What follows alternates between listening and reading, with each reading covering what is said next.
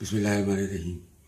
جب رسول اللہ صلی اللہ علیہ وسلم مدینہ منورہ پہنچے تو سب سے پہلے یہودی وفد آپ سے ملنے آیا، چونکہ وہ جانتے تھے اور انبیاء سابقین اور خاص طور پر حضرت موسیٰ علیہ السلام نے آخری نبی کے آنے کی بشارت دی تھی، اور یہودی حساب کتاب لگا چکے تھے کہ سرزمین بطحا میں رسول اکرم صلی اللہ علیہ وسلم مبعوث ہو چکے ہیں۔ اور انصار بھی جب مکہ مکرمہ میں بیعت عقبہ اولیٰ و بیعت عقبہ ثانیہ اسی لیے کرنے آئے تھے انہوں نے یہود سے رسول اللہ کی زمانے آپ کے مبعوث ہونے کے بارے میں سنا تھا۔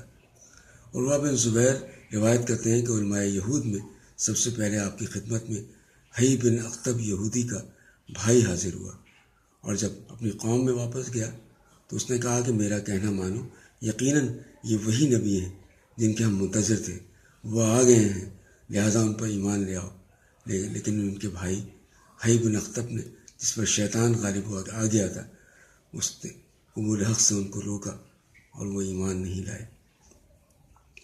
حضرت ابو ہریرہ رضی اللہ عنہ روایت کرتے ہیں کہ حضور اکرم صلی اللہ علیہ وسلم جب مدینہ تشریف لائے تو یہودی اپنے مدرسے بیت المدارس میں جمع ہوئے اور آپس میں مشورہ کیا کہ رسول اللہ سے کچھ سوالات کرنے چاہیے۔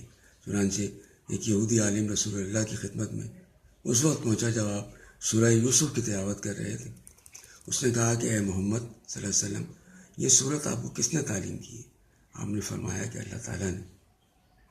اس کو بہت تعجب ہوا اور وہ یہودیوں کی طرف واپس گیا اور کہا کہ یہ محمد صلی اللہ علیہ وسلم قرآن پڑھتے ہیں اور ویسی ہی کتاب ہے جو موسیٰ علیہ السلام پہ نازل ہوئی تھی۔ اس نے آپ کے شانوں کے درمیان مہر نبوت دیکھ کر آپ کو پہچان لیا تھا، لیکن چند یہودیوں کے سوا اکثر یہودی آپ پر ایمان نہیں لائے۔